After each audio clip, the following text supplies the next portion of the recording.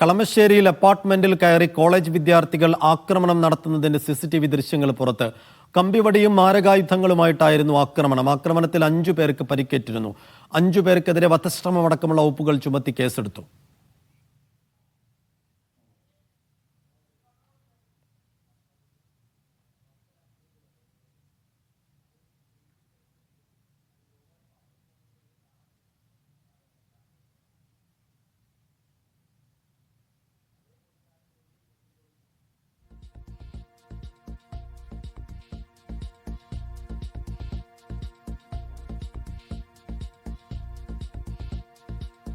ശരൺ വിശദാംശങ്ങൾ നൽകും.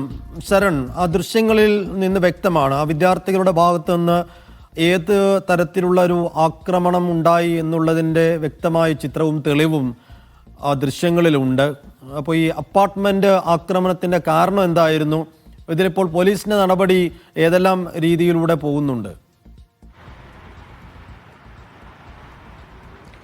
സൈഫുദ്ദീൻ സൂചിപ്പിച്ച പോലെ തന്നെ വലിയ തരത്തിലുള്ള ആക്രമണമാണ് നടന്നിരിക്കുന്നത്. അത് CCTV ദൃശ്യങ്ങളിൽ നിന്ന് നമുക്ക് വ്യക്തമായി തന്നെ കാണാൻ കഴിയുന്നുണ്ട്. എന്തായാലും ഈ വിദ്യാർത്ഥികളെല്ലാം തന്നെ മംഗലാപുരം കോളേജിലെ വിദ്യാർത്ഥികളാണ്. അവർ ഇന്റേൺഷിപ്പ് ചെയ്യുന്നതിൻ്റെ ഭാഗമായിട്ടാണ് കൊച്ചിയിലേക്ക് എത്തിയിരുന്നത്. കഴിഞ്ഞ ദിവസം ഈ 2 വിഭാഗങ്ങൾ തമ്മിൽ ഒരു പെൺ സുഹൃത്തിനെ ചൊല്ലിയുള്ള തർക്കം ഉണ്ടായിരുന്നു. ആ തർക്കത്തിൻ്റെ തുടർച്ചയായിട്ടാണ് ഈ ആക്രമണം ഉണ്ടായെന്നുള്ളതാണ് പോലീസ് പറയുന്നത്. അതായത് 2 വിഭാഗങ്ങൾ തമ്മിൽ തർക്കമുണ്ടായതിന് പിന്നാലെ ഇന്നലെ പുലർച്ചെ 2:30 ഈ അപ്പാർട്ട്മെൻറ്റിലേക്ക് ഒരു സംഘം എത്തുകയായിരുന്നു.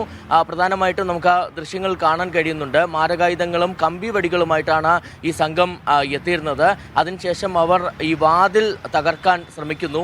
തുടക്കത്തിൽ വാതിൽ തകർക്കാൻ ശ്രമിച്ചെങ്കിലും അത് നടക്കുന്നില്ല. പിന്നീട് ഒരുപാട് സമയമെടുത്ത് ആ വാതിൽ പൂർണ്ണമായും തകർത്തുകൊണ്ട് അകത്തേക്ക് കടക്കുകയാണ് ചെയ്തിരുന്നത്. അതിനുശേഷമാണ് ഇത്തരത്തിൽ വലിയ ആക്രമണം അടിച്ചുവിട്ടത്. ഈ ആക്രമണത്തിൽ 5 പേർക്കാണ് പരിക്കേറ്റിരിക്കുന്നത്. 5 വിദ്യാർത്ഥികൾക്ക് പരിക്കേറ്റിട്ടുണ്ട്.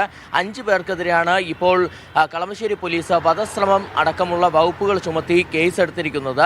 ഇതിൽ ഒരാളെ മാത്രം, അതായത് കാസർഗോഡ് സ്വദേശിയായ വിദ്യാർത്ഥി ദേവാനന്ദിനെ മാത്രമാണ് പോലീസ് ഐഡന്റിഫൈ ചെയ്തിരിക്കുന്നത്. ബാക്കി 4 പേർ ആരൊക്കെയാണെന്നുള്ള കണ്ടെത്താനുള്ള ശ്രമങ്ങളും പോലീസിന്റെ ഭാഗത്തു നിന്ന് തുടരുകയാണ്. എന്തായാലും ഈ കമ്പി വടികളും ഒപ്പം തന്നെ മാരകായുധങ്ങളുമായിട്ടുള്ള ആക്രമണത്തിൽ വിദ്യാർത്ഥികൾക്ക് തലയ്ക്കടക്കമാണ് പരിക്കേറ്റിരിക്കുന്നത്. അങ്ങനെ 2 വിദ്യാർത്ഥികളെ ഗുരുതര പരിക്കുകളോടെ തന്നെ ആശുപത്രിയിൽ പ്രവേശിപ്പിച്ച സാഹചര്യവും ഉണ്ടായിരുന്നു. എന്തായാലും അതിൻ്റെ CCTV ദൃശ്യങ്ങളാണ് നമുക്ക് ലഭ്യമായിരിക്കുന്നത്.